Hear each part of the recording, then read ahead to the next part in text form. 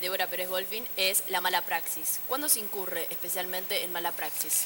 Se incurre en mala praxis médica cuando hay una negligencia por parte del médico, es decir, cuando el médico no obró de la manera adecuada, ya sea por no seguir los protocolos, por haber hecho una mala técnica en un procedimiento quirúrgico. En este caso, podría el médico haber introducido de alguna manera errada el endoscopio y producir así el daño de algún tejido. Esa es una hipótesis muy fuerte.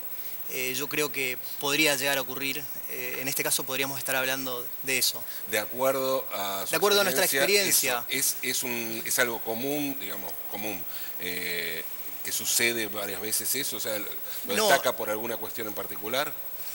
No, en las endoscopías no es común que ocurra.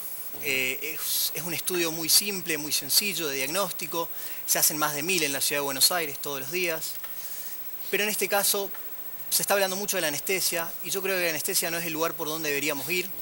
Nosotros, en el caso de tener este caso, no demandaríamos por el anestesista, obviamente tendríamos que servirnos de las pruebas primero, ver cuál es el informe del cuerpo médico forense, ver el secuestro de la historia clínica, que acabo de ver de que lo hizo el fiscal con mucha celeridad, algo que es muy importante. Pero creemos que en este caso no se ha anestesiado a la paciente, se ha sedado nada más, que es un grado mucho menor y mucho menos riesgoso. Entonces no hay un riesgo muy grande. La exdiputada, aprovecho para mandar mis condolencias a toda la familia y a sus seres queridos, no se ha sometido a un tratamiento muy riesgoso. ¿Es posible que el sanatorio ahora comience a tapar evidencias? No deberían hacerlo. Creo que es una clínica muy respetable y no lo van a hacer. Ya en este momento no lo podrían hacer, de hecho, porque ya se ha secuestrado la historia clínica. El juez y el fiscal van a tener herramientas para determinar si hubo mala praxis médica o no. Y esas herramientas van a ser la hoja del parte quirúrgico, la historia clínica que ha sido secuestrada, el informe del cuerpo médico forense, los abogados que intervengan en la causa pueden hacer preguntas al cuerpo médico forense en caso de que el informe no sea completo o necesiten algunas herramientas más. De acuerdo a su experiencia, ¿hay más casos de mala praxis en los últimos años, en un lapso de tiempo que pueda ver que ha crecido esto? Yo no sé si la palabra es que haya más casos de mala praxis. Yo creo que la gente está tomando conciencia de que la mala praxis médica existe. Se ha informado mucho con la internet. Nosotros en el estudio Arrechea recibimos muchísimas consultas todos los días de casos de mala praxis médica. Permanentemente están consultando. La mala praxis médica no es solamente en una endoscopía, en una cirugía. Puede ocurrir que un clínico haya hecho un mal diagnóstico por el cual no se pudo detectar un cáncer, no hayan hecho algunos estudios. Tiene que ser completa la atención del médico. Doctor, sí. Corríjame si me equivoco.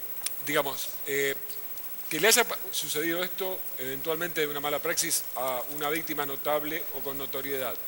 Es un camino un poco más, digamos, rápido para investigar que otros casos que realmente demoran años para tratar de certificar que sucedió lamentablemente eso.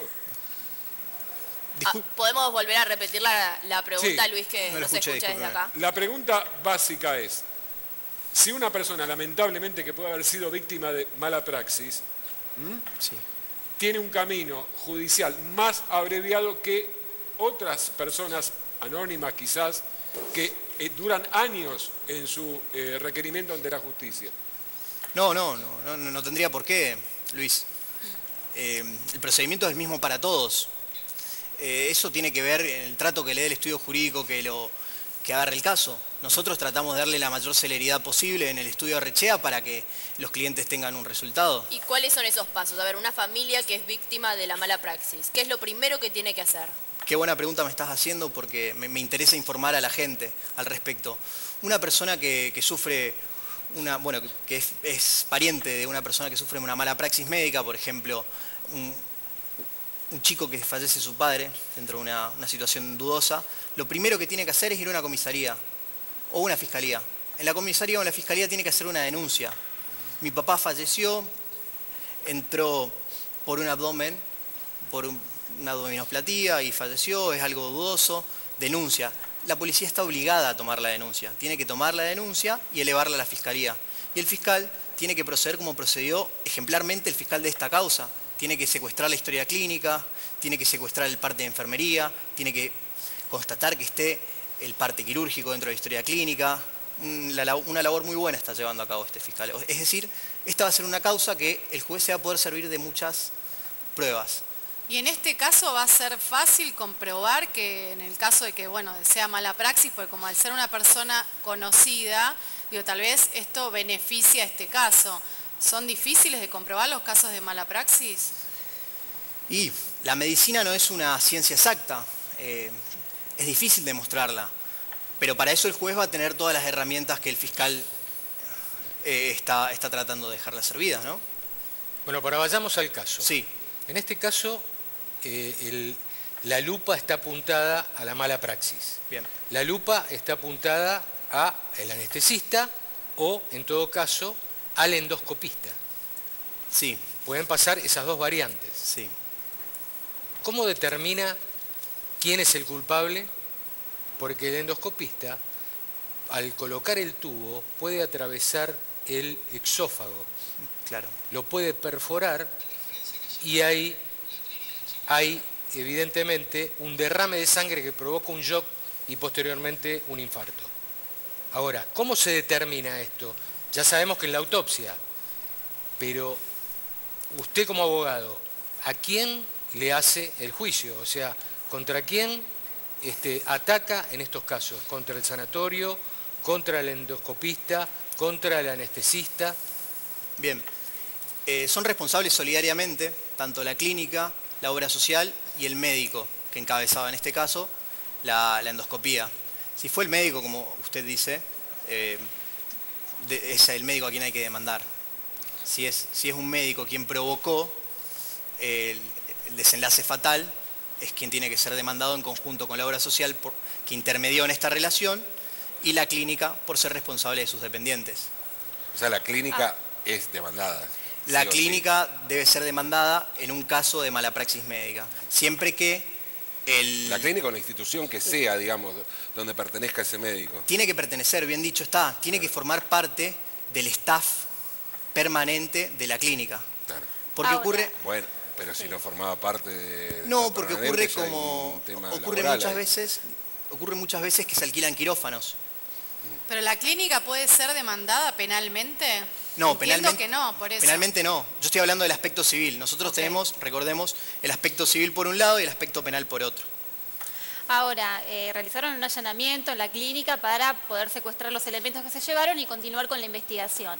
La pregunta es, ¿el tema de mala praxis se suele dar más en las instituciones privadas o en las instituciones públicas? Porque sabemos que muchos médicos de gran trayectoria, importantes, muchas veces prefieren trabajar en los hospitales y no en las instituciones privadas.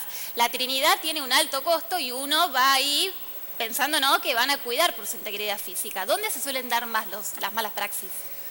La verdad es que no manejo una estadística como para decírselo con precisión. Por mi experiencia puedo decirle que sean tanto en clínicas privadas como en clínicas públicas, indiferentemente. Eso es lo que le puedo decir al respecto. Bien, no hay una diferencia. No, no hay una diferencia que yo pueda certificársela. Y ahora que el anestesista se haya presentado por su propia voluntad, ¿esto cambia realmente en la carátula como en la mala praxis en sí? Yo no conozco la causa y no conozco el informe. Se presentó quizá por una recomendación del Colegio de Anestesistas, pero igualmente eso no se va a determinar más adelante, lo va a determinar el juez quién es el culpable o no. Solamente se puso a disposición, ¿se entiende? ¿Hay un promedio de tiempo que pueda establecerse para estas acciones legales y llegar a decisión de juez? Sí, son procesos largos, no son procesos cortos. Son procesos de un promedio de 4 o 5 años o más. Ahora estaba revisando el parte médico, ¿no? Hay muchas críticas con respecto a eso porque no tiene mucha información. Esto suele ser así, digo, porque solo, bueno, obviamente se informa que ella tenía una situación de salud estomacal compleja, que no respondió a las maniobras habituales de resucitación, que tenía un cuadro abdominal complejo. Digo, es bastante escueto el comunicado, esto suele ser así. Con su experiencia, ¿no? Como abogado de mala praxis. Sí, y otra ¿Lo hacen cosa, para cubrirse un poco y no dar tanta información? mira, Nati, ahí lo estamos viendo en pantalla. Sí. Y otra cosa que a mí me llamó la atención es que no está la firma de nadie, de ningún doctor. Eso, a ver, ¿es llamativo o generalmente usted es experto en mala praxis, o sea, en tratar temas de mala praxis? ¿Suele ser así? No, el médico tiene que firmarlo, tiene que estar firmado eso, tiene que estar consignado de manera completa, es una obligación del médico. Entienda que en un caso como este, o en una cirugía, digamos, hay un paciente que está anestesiado o sedado, él no sabe qué pasa ahí. Entonces el único registro de lo que pasa allí es lo que escribe el médico que está en cabeza de la... ¿Y esto qué quiere decir? ¿Que la clínica se está lavando las manos? No, jamás diría eso.